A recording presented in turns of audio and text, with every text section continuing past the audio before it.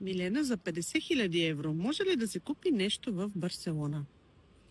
Ами, истината е, че е възможно да се купи нещо за около 50-60 хиляди евро, но в повечето случаи има някакви условности. Или апартамента е окупиран, или е в някой доста рисков квартал, където хората не им харесва да живеят.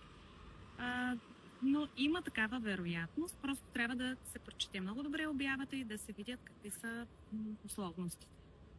Случва ли се да имаш клиент, който за 50 хиляди евро или 50 до 100 хиляди евро да купи нещо в Барселона? В Барселона не. А Не сме къде? успявали. Извън Барселона да. В Тарагона, в околностите около Тарагона, да, може да се купи нещо доста добро за тази сума. Един двустаен апартамент в Барселона, какви са реалистичните цени? Реалистичните цени за нас, българите, това, което ние харесваме, са около 200 хиляди евро.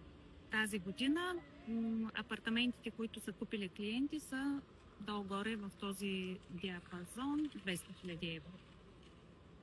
Благодаря.